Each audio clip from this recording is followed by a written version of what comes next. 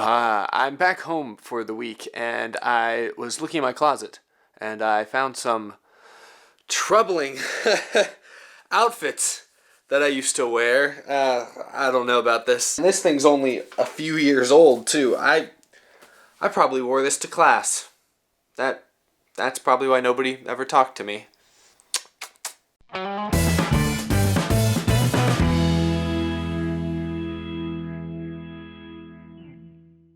How's it going, you guys? My name is Eric, and welcome to Out of the Groove. That's right, on the road this week. As you can tell, I'm not in my usual studio, but the show must go on, as they say in show business. And while I'm not in show business, I'm going to steal that phrase and use it right here, right now. Because we've got some very interesting things to talk about. Comments made by Tony Stewart rumbled throughout the NASCAR media world, so we're going to talk about those, as well as a few other things. I'm going to open up a little bit of mail at the end of this episode that a couple of you guys sent me, so stay tuned for that. However, before I get too far in this episode, I want to shout out Top Shelf Diecast for sending me, once again, some awesome custom-made NASCAR 1/64 scale diecast. Take a look at this. A little fantasy style top shelf diecast and Out of the Groove with that little alternate logo there. Custom car right here, Starcom Racing number 99. Super incredible job on this. If you also want to check out Top Shelf Diecast's whole collection of cars for sale, go check them out at topshelfdiecast.com, and when you check out, use the code Estepp at the end of your order. Helps me out tremendously. So big shout out to him for sending me some cool cars. I'll be opening up some other mail at the end of this thing, so if you like diecast cars, stay tuned. But before I get too far into that, we gotta talk about some news, some rumors, some reports from the last couple days around NASCAR. I thought it was gonna be a quiet week after a kind of, quiet race at Fontana, but nope. We've got some of NASCAR's most infamous loudmouths making some very inflammatory comments, perhaps. But before I get into that, we got some breaking news from Adam Stern on Twitter from Sports Business Journal. Starting with more good news for TV ratings, Adam Stern reported that the NASCAR Cup Series race at Fontana saw a 2.5 overnight rating, which is up 4% from the same race a year ago. And that held up through the week. The race on Sunday saw an estimated 4.18 million viewers, up from 4.03 million viewers last year, or once again, a 4% increase. This is the third straight race here in this young NASCAR season that we've seen true ratings increases, which is amazing because in 2018, no races had ratings increases. So this is good news. However, NASCAR's 4-week stretch of being the highest rated event of each weekend came to an end this weekend with March Madness heating up. You see that takes the cake there as the number one watched event from this past weekend, but still third on that list, not too bad. And once again, more importantly, another ratings increase. 3 in a row. That's pretty nice. Now the next big test will come at Martinsville in a few days because this race will be airing on FS1, the first race of the season to be airing purely on a cable network. And now it's no secret that in America, at least, cable subscriptions across the board are declining. So it's not really a NASCAR problem, but the odds of this weekend's race at Martinsville seeing a significant ratings jump seem unlikely to me. That doesn't necessarily mean we're going to see negative TV ratings again, but better chance it kind of flatlines when compared to last year. I wouldn't expect a 4 to 8% increase like we've seen at other races this year. Now, TV ratings weren't the only thing Adam Stern reported. While those were good news, I'd say, for most NASCAR fans, he did have some kind of shaky, arguably bad news on the Richard Petty Motorsports front. A few fans noticed that on the Cup Series entry list for this weekend's STP 500, Bubba Wallace did not have STP as a sponsor, the way he did last year. Adam Stern shortly thereafter then tweeted this out, confirming that STP is not planning to be the primary sponsor on any races this year on that 43 car. Now it says STP is still an associate sponsor for Richard Petty Motorsports, so they still get that little logo there on the side of the car every week, but to not see the blue and red STP colors, as the primary on the 43 car, I can't think of the last year we didn't see that. As it says in the tweet there, Richard Petty and STP have been partners for almost half a century now, but unfortunately, it looks like that relationship might be coming to a close sometime soon. I talked about during the offseason how things are really bad over at Richard Petty Motorsports right now. From them not being able to bring a backup car to the Talladega race last fall, to this offseason losing sponsor Click and Close, to not having a crew chief lined up less than a month before the start of the season, all that stuff, and now the fact that STP is kind of lowering their sponsorship investment in the team. It's going to be a rocky road ahead for Richard Petty Motorsports. Bubba Wallace is not the driver that's going to turn that team around. I don't know if there's a driver out there that could turn that team around, at least not overnight. It's going to be a long, slow, and steady road to improvement, but I don't know. Even that seems unlikely at this point. Richard Petty Motorsports, I'm worried for it. Now, reports do suggest that STP could come back as a primary in coming years, but until that's announced, all we can really go off of is this, which shows them decreasing their sponsorship in that team. So not a good look for Richard Petty Motorsports. Things, I hate to say it, but it's only a matter of time before they're out of business. They might not make it through this year. That's my hot take. That's my fire opinion for the day. I don't know if they're going to make it through 2019. Now that we've gotten all that out of the way, let's talk about the main topic in today's episode. Tony Stewart, three-time NASCAR Cup Series champion, recently retired and actually was recently introduced on the ballot as a potential NASCAR Hall of Fame nominee. He had some very blunt things to say about the state of NASCAR, especially when it comes to the young drivers that we've kind of seen start to take over a lot of popular rides. In a recent interview with the Virginian Pilot, Stewart said that he thinks new drivers need to come from more relatable backgrounds and need to have more personality. He didn't name any specific names, but here's the full quote. "They've got to get drivers that have personality. It's great having opportunities to drive cars, but shoot, they're not even old enough to go to a bar, and they're trying to make these 18-year-old kids heroes. I'm still a race fan too, and it's hard for me to embrace somebody who's just graduating high school and they're driving a cup car. What have they done to really legitimately earn their opportunity?" Tony Stewart goes on to say even more, "There are hundreds of thousands of race car drivers across the country that have clawed and scratched their way at Saturday night short tracks and worked on their cars all their life to get where they are. Then you get kids with rich fathers and deep pockets that put them in race cars. All of a sudden, they're 18 years old and they think they deserve to be in a cup car.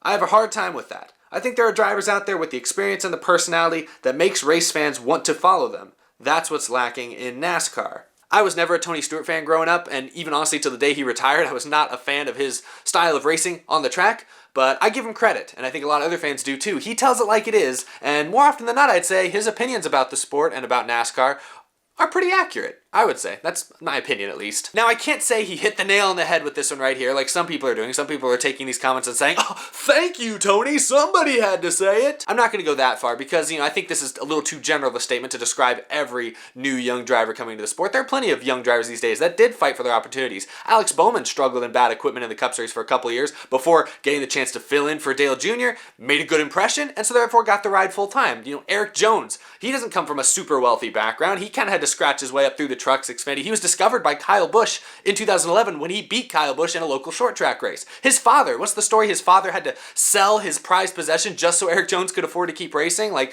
there are still stories of drivers in the Cup Series today that I would say earned their rides, more or less. I want to break this up kind of into two parts because Tony Stewart talks about how a lot of young drivers today lack personality, and then he talks about, some of them maybe don't deserve their rides. So I want to start with the personality comment because there I think he is actually exactly right. Even those two guys I just named, Erik Jones and Alex Bowman, they're kind of dry. They're kind of boring. Like, they don't share a lot about themselves off the racetrack. As I've said on this show many times, I think the biggest thing that's hurt NASCAR's ratings, especially the last several years, has been the departure of great superstars with personalities like Tony Stewart, like Dale Jr., like Jeff Gordon, three great drivers that also had big personalities. They left the sport, and honestly, I think interest kind of waned because their replacements have been kind of dull. Let's be real. I look at a lot of the top young guys. William Byron, I barely know what he looks like. I was at the race last November. I watch every race every weekend, and I was at the race in November. He walked right by me, and I almost didn't notice it was him. I was like, oh wait, that's William Byron. He just looked like any other guy. Chase Elliott, like, he's humble and everything, so I like that, but he is boring. Listen to him talk. It's like listening to a brick wall,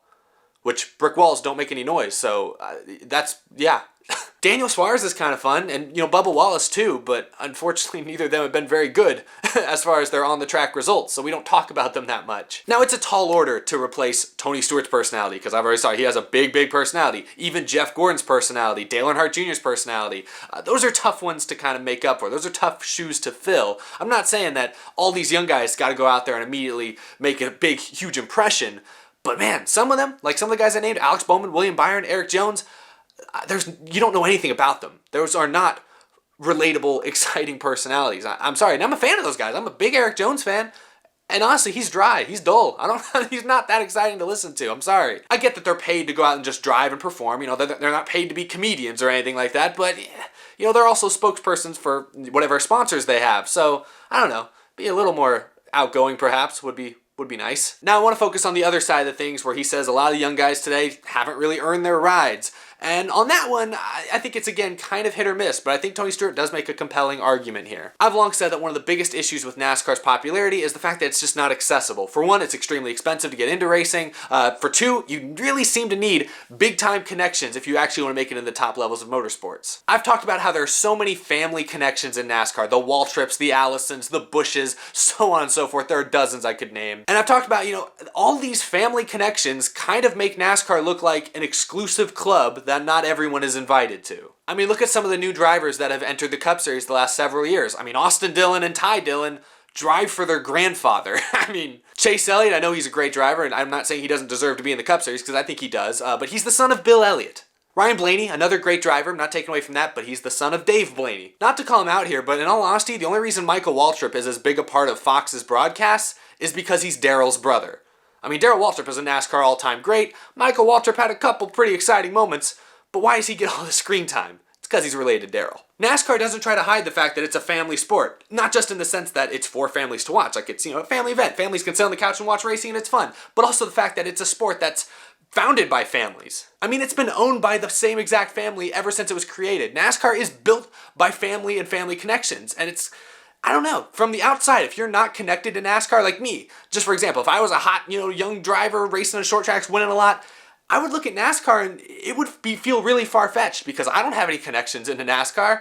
I don't have anyone with the last name Estepp driving a race car, owning a race team. Like, how do I get in there? It's daunting. So Tony Stewart's talking about how there's a lot of drivers who have deep pockets, who are kind of getting rushed into the Cup Series, into these top rides before they're really ready, before they've paid their dues, which I'm not a huge fan of the whole term, paid your dues. Like, if you're really talented, you're really talented. Get where you gotta go. But he's got a point in some of these cases. Daniel Suarez, is the only reason he's in the Cup Series is because his dad is buddies with a wealthy Mexican business owner who is part of Eris, and that's how they got him into the Cup Series with JGR, and that's why he's still in a good ride with SHR, because of family connections to money. I mean, William Byron didn't get into a real race car until he was 15 years old. Again, because Tony Stewart doesn't name any specific names, I'm not sure who he's really talking about here. Is he talking about William Byron, who got into the Cup Series when he was 20 years old, and as we saw last year, really didn't do very well? Is that who he's talking about? Is he talking about Chase Elliott or Erik Jones or Ryan Blaney, who got into the Cup Series also at age 20 and it took him a couple of years to win? Like, is that who he's talking about? Maybe. I thought maybe he was talking about Joey Logano, who got into the Cup Series when he was 18, replacing Stewart in that 20 car. Logano and Tony Stewart have had some run-ins, so I thought maybe he's talking about him, but I don't think so, because I know Joey Logano was 18 years old, but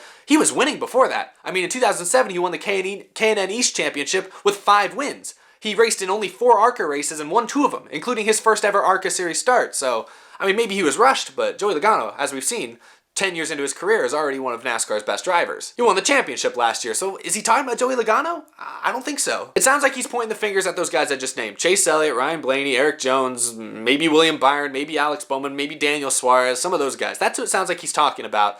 And as far as the personality argument, I think he's exactly right. A lot of those drivers I just named are kind of bland as far as their personality is concerned. I get it. I feel like you gotta win races before you can really start to be outspoken the way, Brad Keselowski is, the way Kyle Busch is, the way Tony Stewart was. You can't really start saying all that stuff until you start winning. I think Brad Keselowski, the fact that he won that championship so early in his career in 2012, I think that's led to him being as outspoken as he is. So I think that's Tony Stewart's point. He came up in an era when a lot of the rookies were 25, 26, 27, and because they were older and had more experience, they'd get into the Cup Series and immediately start winning. Versus today's generation of NASCAR, the last few years of young drivers, they're getting in at age 18, 19, 20, and they're not winning. Not at all. So I think that's Tony Stewart's point. To go along with the kind of lack of exciting personalities, a lot of these young drivers, to this point, have not had any success on the racetrack, or at least not any super meaningful success. I mean, come on. Of course we were going to have a big 3 last year, because for Kyle Busch, Kevin Harvick, Martin Truex Jr., a lot of their best competitions retired. So Tony Stewart has a great point here. In a lot of ways, he is kind of backing up what I said in a video last year that a lot of you guys gave me grief for. So I'll be interested to see if you guys commend Tony Stewart for these comments or if you guys condemn Tony Stewart for these comments. I'll be interested to see what you guys leave down in the comments because, yeah. As this episode went on, and I'm looking at the viewfinder here, looking at what I look like, this shirt's actually grown on me. I kind of know why I wore this thing to science class every day. This thing's kind of wild. I mean, it's zany, but anyway. Now, really quick before I go, I want to open up some fan mail. I got a really cool package from Doug Mount. He left a cool note, so thank you for that. He also mentions that he makes 1/64 scale custom diecast, so I don't know if there's a place you can find him, but shout out to Doug Mount for that. He sent me some cool diecast, though. I gotta show you guys. If you remember, at the end of last season, I did a top 10 paint schemes of 2018, like my 10 favorite, and then I also did a top 10 least favorite paint schemes of 2018.